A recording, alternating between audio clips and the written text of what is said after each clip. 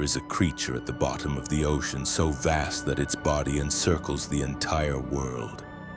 It has been there since before the Vikings sailed, before the first Norse king took his throne, since the age when the gods themselves were young and afraid. Its name is Jormungandr, the Midgard Serpent, the World Serpent.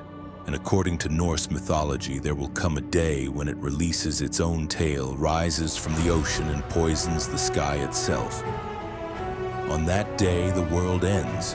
But what most people never ask is this: how did it get there? Who put it in the ocean? And why did the gods, knowing exactly what it would one day do, choose to let it live? To understand Jormungandr, you first have to understand its father. And its father is the most dangerous figure in all of Norse mythology. Not because he is the strongest, but because he is the least predictable. Loki, the trickster god, the shapeshifter, a being who was neither fully trusted nor fully rejected by the Aesir, the ruling gods of Asgard. He was one of them and apart from them at the same time. Odin's blood brother by oath, and the single greatest source of chaos in the 9 worlds. Loki did not have ordinary children. In his union with the giantess Angerboda, a figure of darkness from the land of Jotunheim, he fathered 3 beings that the Norse cosmos would never recover from. The first was Hel, a being split between life and death, half her body living flesh, the other half the gray rot of a corpse. She would be cast into the underworld and given dominion over all who died without glory. The second was Fenrir, a wolf of impossible size, destined to grow until his jaws could swallow the sky. The gods would bind him in chains forged from impossible things: the sound of a cat's footstep, the beard of a woman, the roots of a mountain. He is still bound, he is still growing. And the third was Jormungandr, a serpent at birth, already immense, already wrong in a way the gods could feel in their bones before they could articulate why. The Norns, the 3 weavers of fate who sit at the roots of Yggdrasil, the world tree, had already told the gods what these children would become. The prophecy was not vague, it was specific, brutal, unavoidable. Odin, the All-Father, gathered the gods and made a decision. They could not kill Loki's children, not yet, not without cause that even the gods could justify. But they could act. They could scatter these 3 beings before the prophecy had time to mature. Hel was cast into Niflheim, the realm of ice and mist, and given the dead to rule. Fenrir was brought to Asgard, watched, and eventually bound when his growth became undeniable. And Jormungandr the serpent was taken by Odin himself and thrown into the ocean that surrounds Midgard, the world of humans, the middle world.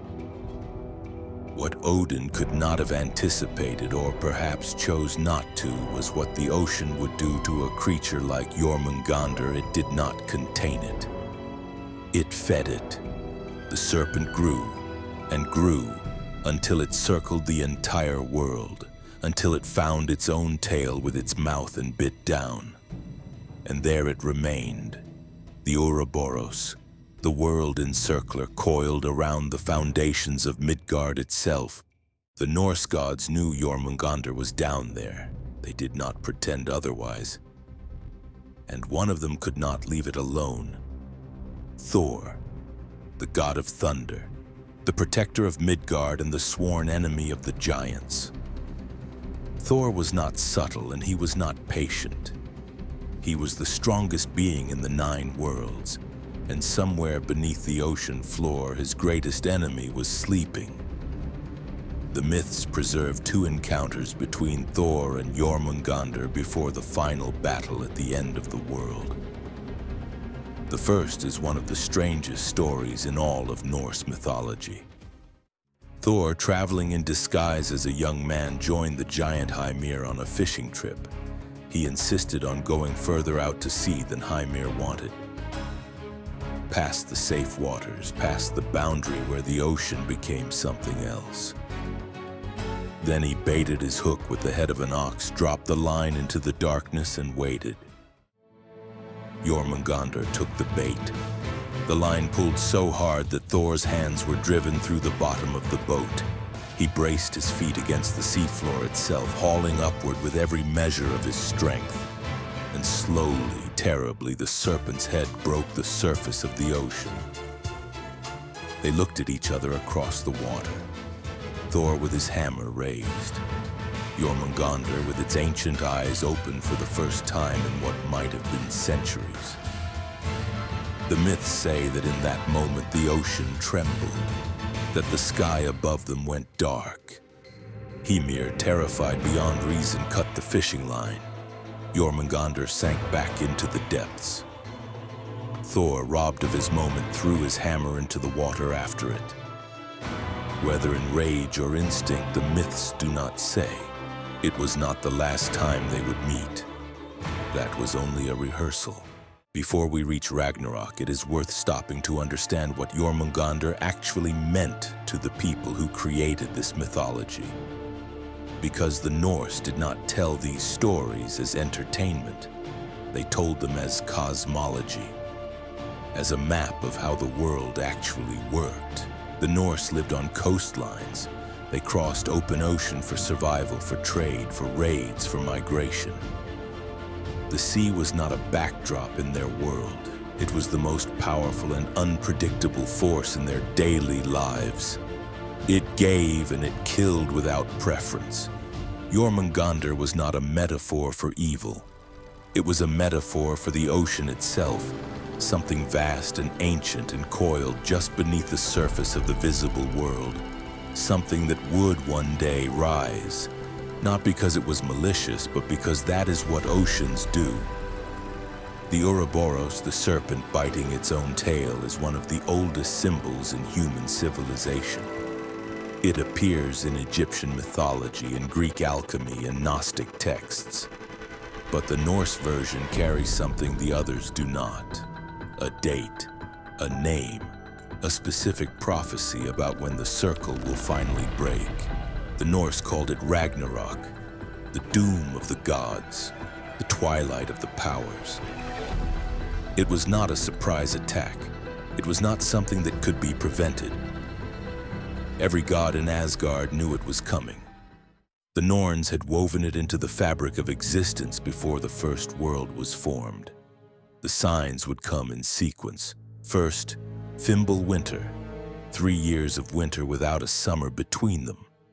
The world freezing, food running out, wars breaking out between families and nations as survival overrode every other human instinct. Then Fenrir would break his chains.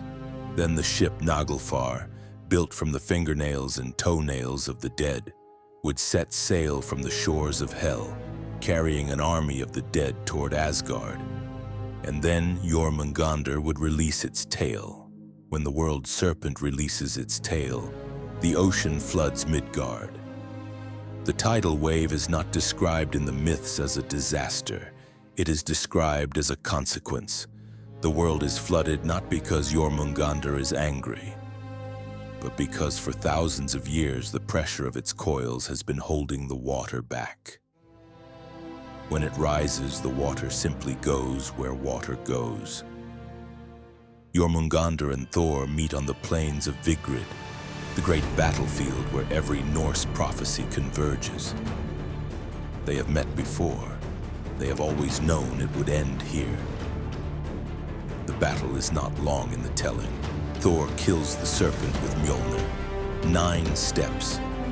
That is how far he walks after the killing blow before the venom, sprayed into the air in Jormungandr's death, brings him down. 9 steps. And then the god of thunder falls. After Ragnarok, the Norse myths describe something unexpected. The world does not simply end. It is reborn. The earth rises from the water, green and new. The surviving gods find each other. A human man and woman hidden inside the world tree during the destruction emerge and begin again. Jormungandr does not appear in the Rebirth. The World Serpent's role in the mythology ends with its death on the plains of Vigrid. The circle that closed when it bit its tail in the depths of the ocean opened one final time, and in opening ended one world and made space for another. The Norse understanding of the cosmos was not cyclical in the comfortable sense. It was not reassuring. It said, "The things you fear most are already in the water. They have always been there. And there will come a day when even the gods cannot hold them back." The question the Norse were really asking was not whether the world would end. They believed it would. The question they were asking was, knowing that, how do you choose to live? Jormungandr was thrown into the ocean as a child, not for anything it had done, but for what it was prophesied to become. The gods acted on a future crime. Does that make Odin wise, or does it make him the villain of his own story? Next time on Gods and Empires, we cross the ocean to a civilization built on blood. The Aztecs did not worship their gods with hymns and prayer. They fed them thousands of hearts, thousands of lives. Because if they stopped, the sun would go out. The god that demanded the most is waiting.